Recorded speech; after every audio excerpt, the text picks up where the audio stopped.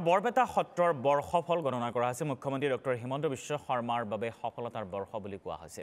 দ্বিতীয়বাৰলৈ মুখ্যমন্ত্ৰী হ'ব ডক্টৰ হিমন্ত বিশ্ব শৰ্মা। 2026 চনৰ নৱেম্বৰলৈকে অতি শুভ দশা মুখ্যমন্ত্ৰীৰ চলি আছে। সেই কথাও এই গণনাত লাভ কৰাৰ কথা কোৱা হৈছে। শুক্ৰৰ দশা চলি থকাৰ বাবে এই বছৰটো তেওঁৰ বাবে সৰ্বশ্ৰেষ্ঠ বছৰ। শত্ৰুৰ কোনো ধৰণৰ ক্ষতি কৰিব নোৱাৰে মুখ্যমন্ত্ৰীৰ। অৱশ্যে 14 আহাৰৰ পৰা ৰাহু আৰু কেতু সঞ্চাৰ হ'ব। সেই ৰাজনৈতিক ক্ষেত্ৰত মুখ্যমন্ত্ৰী সাৱধান হোৱাটো ভাল। নিজৰ ভুলত কেতিয়াবা কাৰ্য নষ্ট হ'ব পাৰে। ইফালে ভূমিকম্প, শিলাবৃষ্টি আৰু ঘূৰ্ণীবতাহৰ প্ৰকোপ বৃদ্ধি হ'ব ৰাজ্যত।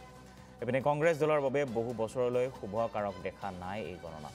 ছাত্ৰ সন্থাৰ বাবেও এই বছৰটো অতি শুভ নহয়।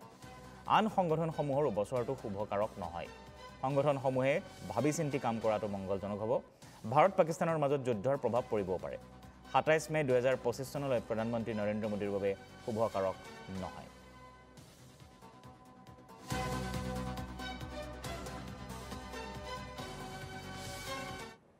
শপত গ্ৰহণ কৰিছিল 2021 চন 10 মে সোমবাৰ দিনৰ 12টা 5 মিনিটত। এইটো হৈছে আমাৰ মুখ্যমন্ত্ৰী। নক্ষত্ৰ হৈছে অশ্বিনী নক্ষত্ৰ। তাৰপিছত তেওঁৰ বৰ্তমান দশা চলি আছে শুক্ৰৰ দশা 7 নৱেম্বৰ 2026 চনলৈ।